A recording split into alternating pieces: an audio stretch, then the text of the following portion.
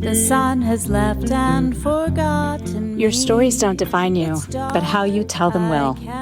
Hi, I'm Sarah Elkins, and today's episode, I am taking you on a hike in Montana with my dog, Jocko. I've been thinking a lot about particular tips and strategies that some of my clients seem to find the most value in. And one of them is related to passive versus more direct approaches in having conversations, particularly in times when we feel like there is going to be conflict or we're addressing something that could create conflict. As with everything else related to communication, the first step is always to figure out your own intention. I'll give you an example. If a friend says something that I find insulting, I consider what their intention was. They likely did not intend to hurt my feelings. So my intention in bringing it up has to be clear to me. I have to decide that it is more important that I have those words, that I address it so I don't have simmering anger, or sometimes it's easier just to let it go if I know their intention was not to hurt me. So if you're considering how to approach what could be a difficult conversation, write down what your intent is. What do you want the person to know? How do you want them to feel? And how do you want to feel at the end of the conversation? It's pretty rare that anyone wants somebody else to feel badly at the end of a conversation. In most cases, you want a productive conversation, so both of you feel like something changed in a positive way at the end of it. So set your intention. Understand why you're having the conversation in the first place. The next step is to discern your audience. It's all about observation. When my younger son told me, "Mom, you should read the book Atomic Habits," I loved it. I wasn't going to read it, but it gave me some great ideas about what is referred to as habit stacking. And shortly after I read that book, I loved the book When by Daniel Pink. And When is the book that really helped me in terms of understanding observation of the other people that I have in my life. So, for instance, I'm not going to start a conversation that could potentially create conflict late at night or when either of us are hungry or especially tired. Observe your audience. Know what time of day is usually best to have this conversation. Pay attention to how they're feeling that day and that week. Is something else going on that could potentially create more conflict if you address it right in that moment? Are they in a good mood, a bad mood? Pay attention, because anyone who has ever been in a long-term relationship knows that timing is everything. So you're clear about your intent in the conversation. You've jotted down notes about how you want to feel at the end and how you want the person in front of you to feel and what you want them to know. And now you've observed your audience. You know the best time of day to have the conversation. You know to watch out for times that that person is especially hungry or tired, or if they're in a good mood or a bad mood. And now it's time to have the conversation. It's time to engage. Again, coming back to passive versus more direct. If you're really not sure how the person is going to handle what you're going to say, maybe start with a question. It sounds like a passive approach, but what I like to think about it is as a curious approach. As I mentioned, 99% of the time, when somebody says something insulting, it wasn't intentional. So being able to approach it with a curiosity. When you said this, I'm wondering what you really meant. Maybe it's a question about how they're feeling at the moment. And then finding out, being able to say, you know, when you said this, it hurt my feelings and it just doesn't seem like you. Is something going on that you want to talk about?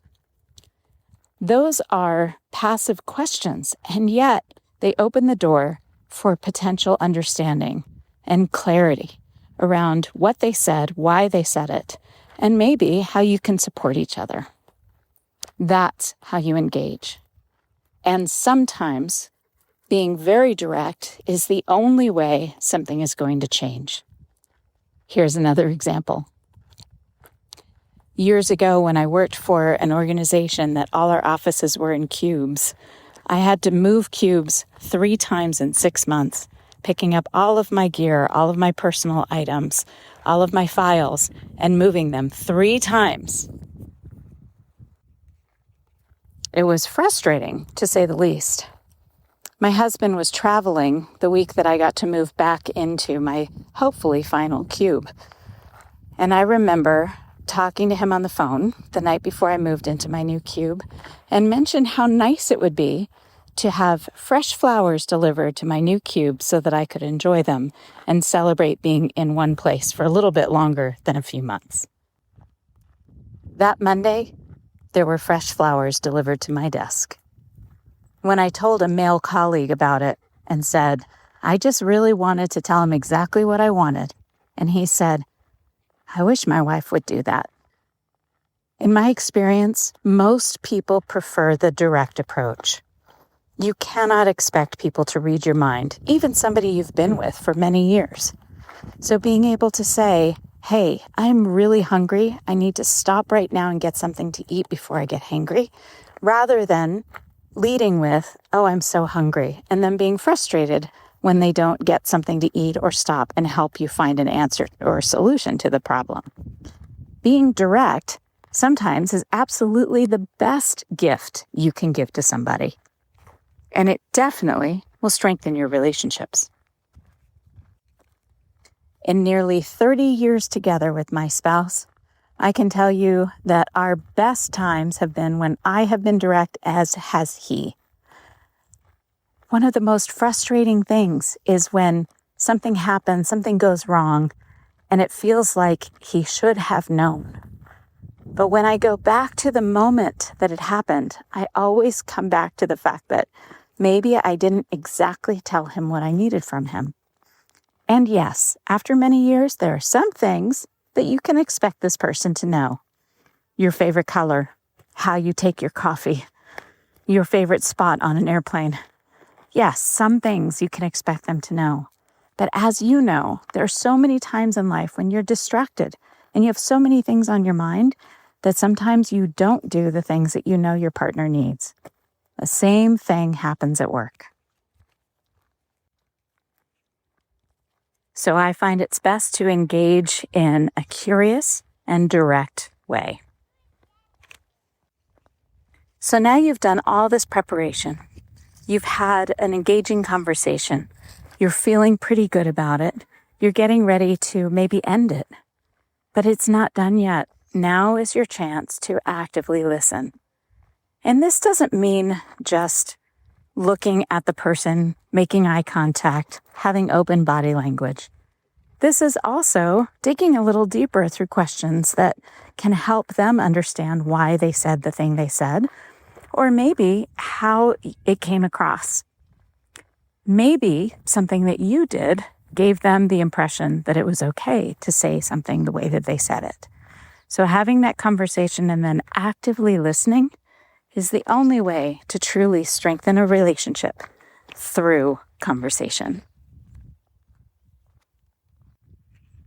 I wish I could tell you that I do this every time, that I am exceptional at having these conversations. I mean, I am a communication workplace trainer, so unfortunately, this is something I'm continually learning, continually practicing.